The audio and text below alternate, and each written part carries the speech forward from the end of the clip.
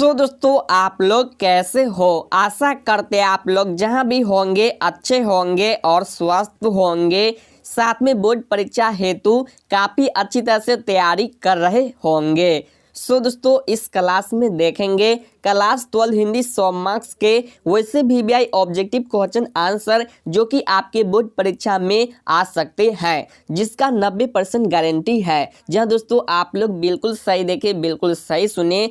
इस वीडियो में जो भी ऑब्जेक्टिव प्रश्न है आपके बोर्ड परीक्षा में आ सकते हैं, तो आप लोग इस वीडियो को स्किप मत करें, वीडियो को शुरू से लेकर आखिरी तक जरूर देखें। कोशिश करें कि हर एक ऑब्जेक्टिव प्रश्न को अच्छी तरह से याद कर सके। तो चलिए दोस्तों सभी प्रश्न को प्रॉपर अच्छी तरह से देखेंगे। इससे पहले आप लोग इस वीडियो को लाइक नहीं किए तो एक लाइक कर दे, साथ ही इस वीडियो को शेयर कर दे ताकि और भी स्टूडेंट जुड़ सके, वो भी अच्छी तरह से तैयारी कर सके।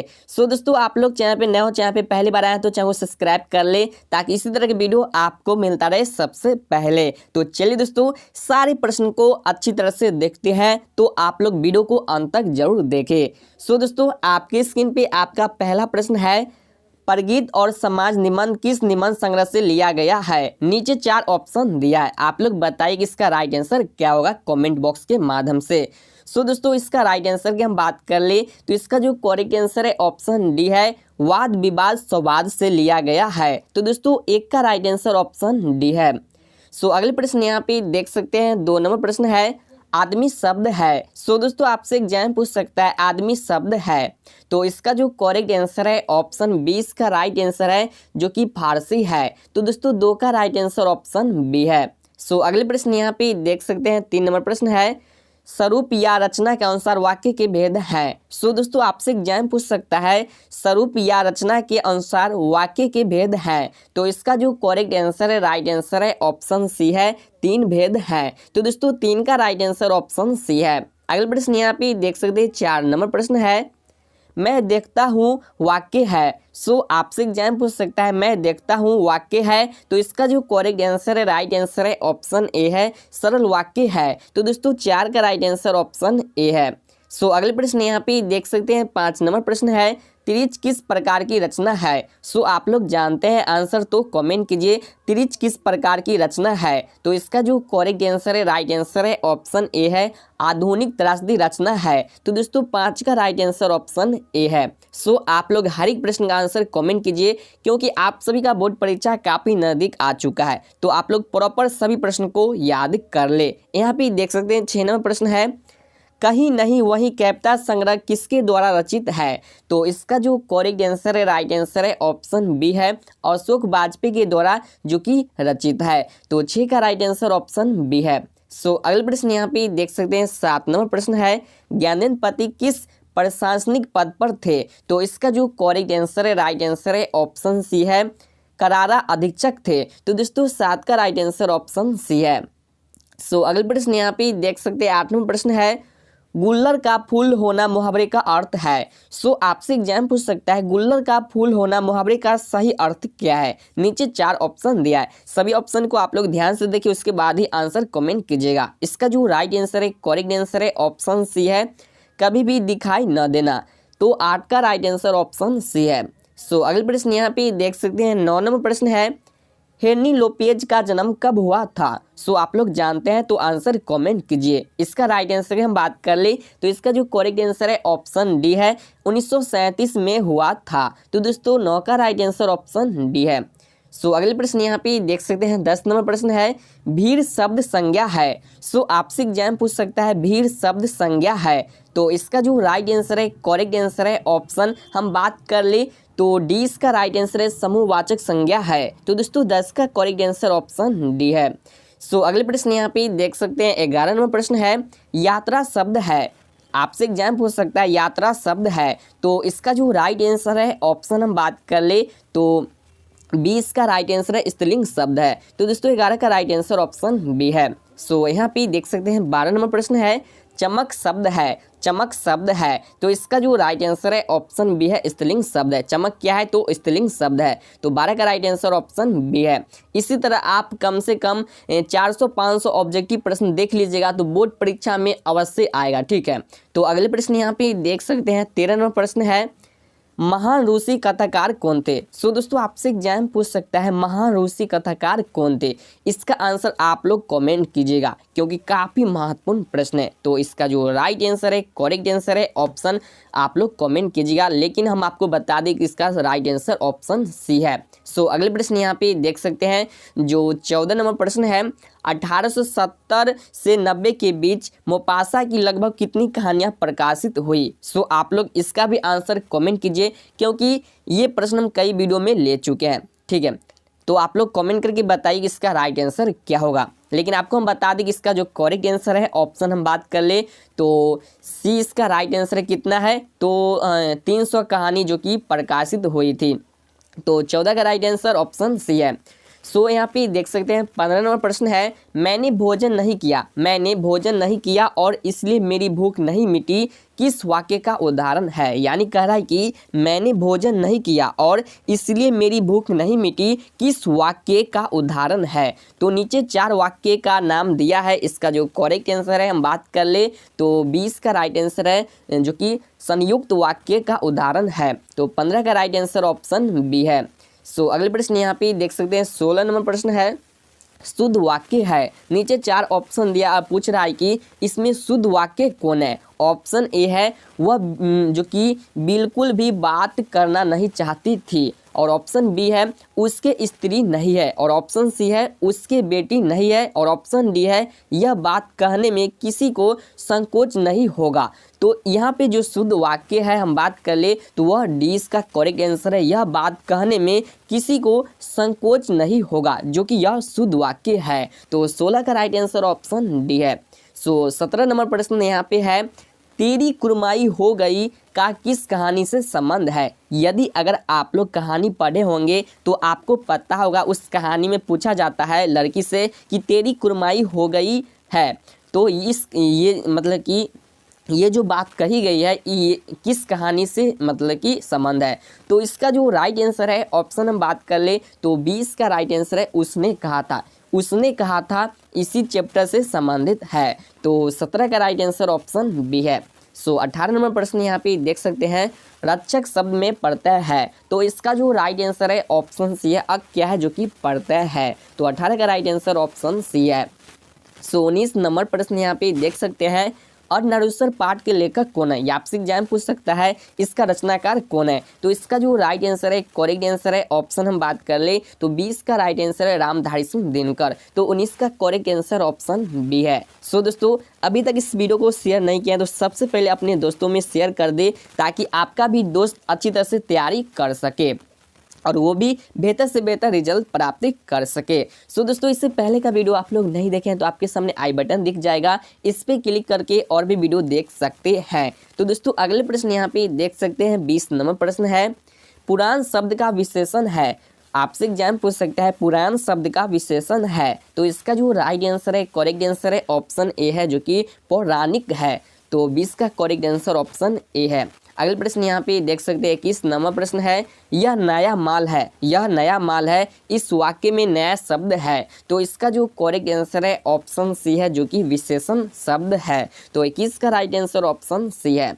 सो अगले प्रश्न यहाँ पे देख सकते हैं 22 नंबर प्रश्न है, भगत सिंह ने कैसी मृत्यु को सुंदर कहा है? यदि अगर आप लोग कहानी पढ़े होंगे तो आप सभी को पता होगा कि भगत सिंह ने कैसी मृत्यु को सुंदर कहा है। तो इसका जो राइट आंसर है, ऑप्शन हम बात कर ले तो सी इसका राइट आंसर है, देश सेवा के बदले दी गई फांसी को जो कि भगत सिंह ने जो कि सुंदर मृत्यु कहा है। तो 22 का राइट आंसर ऑप्शन सी है। सो अगले प्रश्न यहाँ पे देख सकते हैं 23 नंबर प्रश्न है, निराधार शब्द का सही संधि विच्छेद क्या है? तो इसका जो करेक्ट आंसर है ऑप्शन सी है, नि प्लस आधार। ये क्या है जो कि निराधार शब्द का सही संधि विच्छेद है। तो 23 का राइट आंसर ऑप्शन सी है। अगले प्रश्न यहाँ पे देख सकते हैं जो 24 नंबर प्रश्न है, कह रहा है कि यशोदा का सही संधि विच्छेद क्या है? ये सब एग्जाम में प्रश्न पूछे जाते हैं तो आप लगभग 100 संधि विच्छेद देख लीजिएगा क्योंकि उसमें से जरूर है कि 4-5 आपके एग्जाम में आ ही जाएंगे। तो इसका जो करेक्ट आंसर है ऑप्शन ये है, यशा प्लस दा। ये क्या है? यशोदा का सही संधि विच्छेद है। तो 24 का राइट आंसर ऑप्शन ए है। सो यहाँ पे देख सकते हैं 25 नंबर प्रश्न है, रामपुरवा कहाँ है, रामपुरवा कहाँ है। तो नीचे 4 ऑप्शन दिया है, सभी ऑप्शन को देखिए, उसके बाद आंसर कमेंट कीजिए, ठीक है। तो इसका जो राइट आंसर है ऑप्शन ए है, जो कि भितिहरवा के पास, यानी कि रामपुरवा कहाँ है, तो भितिहरवा के पास है। तो 25 का राइट आंसर ऑप्शन ए है। सो दोस्तों, अभी तक आप लोग टेलीग्राम ग्रुप से नहीं जुड़े हैं तो जाके जल्दी से जुड़ जाए, जिसका लिंक हम नीचे दे दिए हैं, वहाँ से आप लोग बहुत ही आसानी से जुड़ सकते हैं। जुड़ने से ये फायदा होगा कि जब आपका एग्जाम होगा तो जो भी वायरल ऑब्जेक्टिव प्रश्न होगा, जो भी अच्छे अच्छे प्रश्न एग्जाम में आने का चांस रहेगा, वह आपको मिलेंगे। तो जाके आप जल्दी से टेलीग्राम ग्रुप से जुड़ जाए, जिसका लिंक डिस्क्रिप्शन में दिया गया है।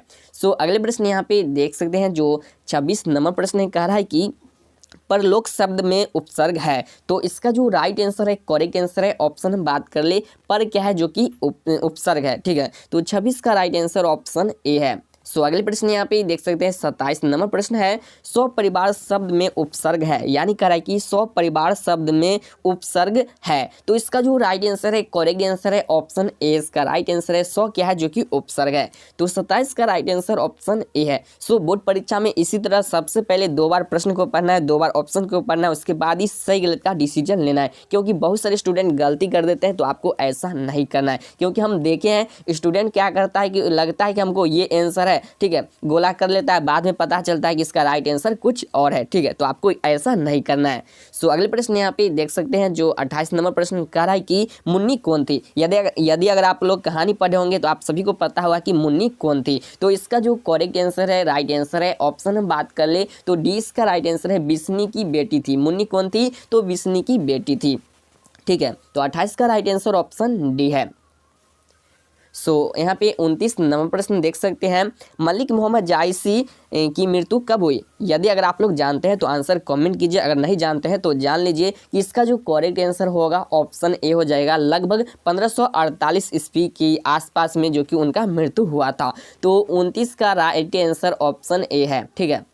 अगले प्रश्न यहाँ पे देख सकते हैं, 30 नंबर प्रश्न है, ईमानदार शब्द का विलोम होगा, ईमानदार शब्द का विलोम होगा। सो इसका जो करेक्ट आंसर है, राइट आंसर है, ऑप्शन हम बात कर ले तो इसका जो करेक्ट आंसर है ऑप्शन बी है, जो कि बेईमान। ईमानदार शब्द का जो विलोम हो जाएगा वह हो जाएगा बेईमान। तो 30 का राइट आंसर ऑप्शन बी है। सो दोस्तों, इससे भी बेहतर तैयारी करना चाहते हैं, ऑनलाइन टेस्ट देना चाहते हैं, मॉडल पेपर डाउनलोड करना चाहते हैं, तो आप गूगल पर जाइए और सर्च कीजिए सरकारीरिजल्ट-तक.com, बिना कोई स्पेस के, या आप टाइप कीजिए सरकारीरिजल्ट-तक.com, ठीक है। इतना टाइप करके सर्च कीजिएगा तो आपके सामने जो वेबसाइट है वह खुल के आ जाएगा। वहाँ से आप लोग बिल्कुल फ्री में ऑनलाइन टेस्ट दे सकते हैं और जो भी नोट्स है वह सब डाउनलोड कर सकते हैं। तो जल्दी से उस वेबसाइट पर विजिट करके आप लोग अच्छी तरह से तैयारी कर लीजिए।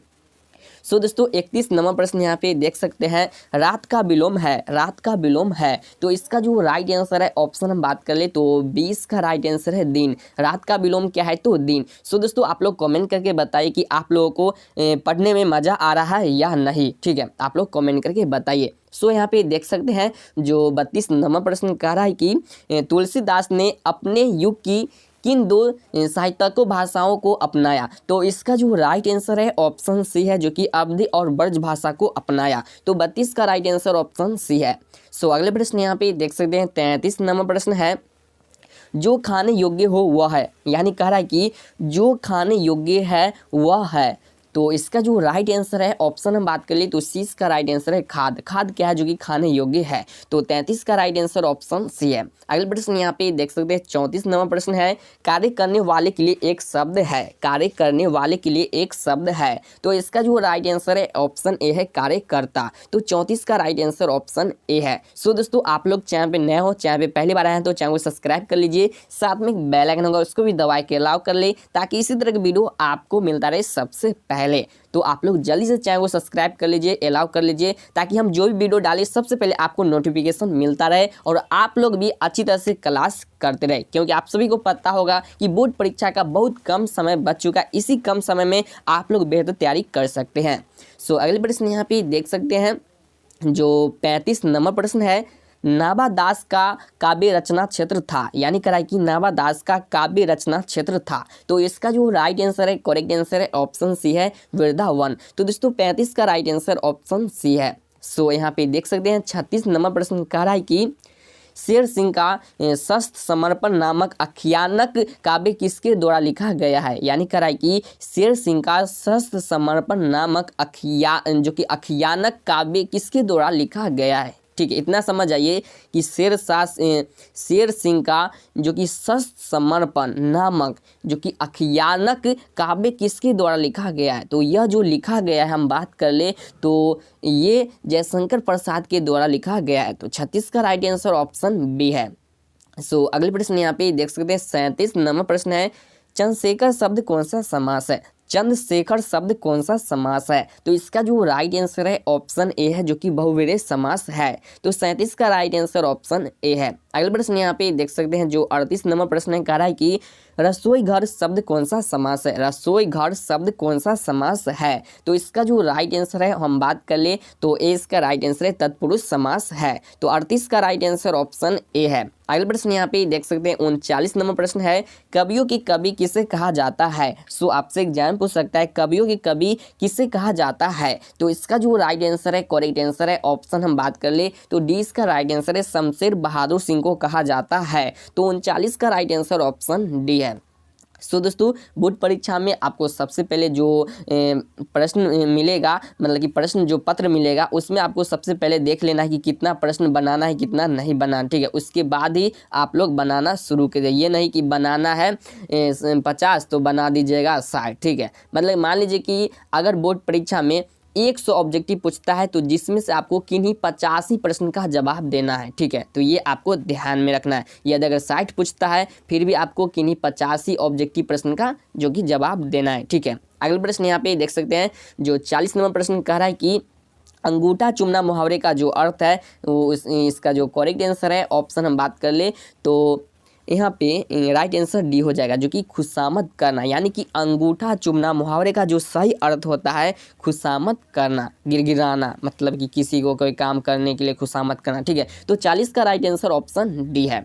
सो अगले प्रश्न यहाँ पे देख सकते हैं जो 41 नंबर प्रश्न कह रहा है कि साहकार का विलोम है। तो इसका जो राइट आंसर है करेक्ट आंसर है ऑप्शन हम बात कर ले तो ए इसका राइट आंसर है निराकार। तो दोस्तों 41 का राइट आंसर ऑप्शन ए है। सो यहाँ पे देख सकते हैं 42 नंबर प्रश्न है, नीचे का सही संधि विच्छेद है। तो आप लोग जानते हैं तो कमेंट करके बताइए कि इसका राइट आंसर क्या है। तो इसका जो करेक्ट आंसर है ऑप्शन ए है नी प्लस च। तो दोस्तों 42 का राइट आंसर ऑप्शन यहाँ पे ए है। अगले प्रश्न यहाँ पे देख सकते हैं जो 43 नंबर प्रश्न करा है कि भूषण किस काल के कवि माने जाते हैं। तो आप लोग जानते हैं तो कमेंट करके बताइए कि भूषण जी किस काल के कवि माने जाते हैं। तो इसका जो राइट आंसर है ऑप्शन ए है जो कि रीति काल के कवि माने जाते हैं। तो 43 का राइट आंसर ऑप्शन ए इसका राइट आंसर है। अगले प्रश्न यहाँ पे देख सकते हैं 44 नंबर प्रश्न है, देवता का पर्यायवाची शब्द है। देवता का पर्यायवाची शब्द है। तो 44 का राइट आंसर क्या हो जाएगा तो ऑप्शन यहाँ पे ए हो जाएगा। देव क्या है जो कि पर्यायवाची शब्द है देवता का। तो 44 का करेक्ट आंसर ऑप्शन ए है। सो दोस्तों अगर आप लोग अभी तक टेलीग्राम ग्रुप से नहीं जुड़े हैं तो आप लोग जल्दी से जुड़ जाइए, आपको ही फायदा है। ठीक है, तो आप लोग जल्दी से जुड़ जाइए जिसका लिंक डिस्क्रिप्शन में दिया गया है। सो यहाँ पे 45 नंबर प्रश्न कह रहा है कि रघुवीर शाह का जन्म स्थान है। तो इसका जो राइट आंसर है करेक्ट आंसर है ऑप्शन सी है जो कि लखनऊ में है। तो 45 का राइट आंसर ऑप्शन सी है। अगले प्रश्न यहाँ पे देख सकते हैं जो 46 नंबर प्रश्न कह रहा है कि मल्लज की रचना नहीं है। मल्लज की रचना नहीं है, यानी कि यहाँ पे क्या कर रहा है, ध्यान से प्रश्न को पढ़िए और समझिए। कह रहा है कि मल्लज की रचना नहीं है, यहाँ यानी कि नहीं है।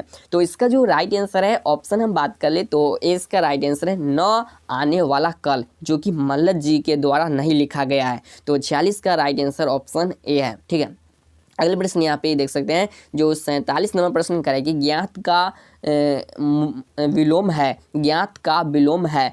तो इसका जो करेक्ट आंसर है ऑप्शन हम बात कर ले तो इसका राइट आंसर यहाँ पे बी हो जाएगा जो कि अज्ञात। ठीक है, तो 47 का करेक्ट आंसर ऑप्शन बी है।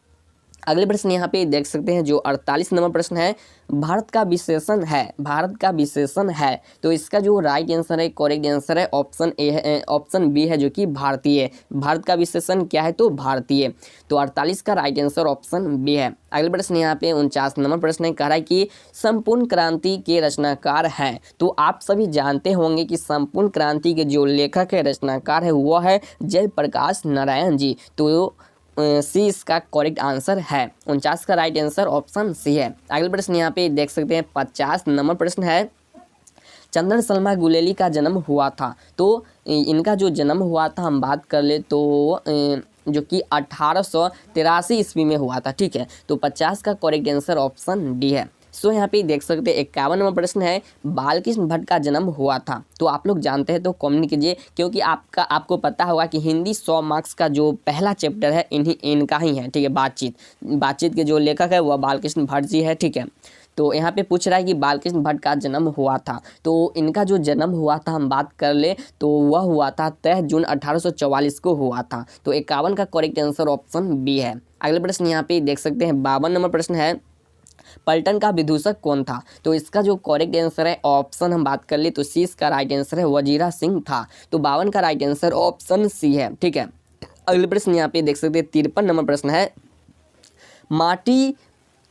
माटी के मूर्ति रचना किसकी है, ठीक है। माटी के मूर्ति रचना किसकी है। तो इसका जो राइट आंसर है ऑप्शन हम बात कर ले तो 20 का राइट आंसर है राम वृक्ष बेनीपुर की है। तो 53 का राइट आंसर ऑप्शन बी है, ठीक है।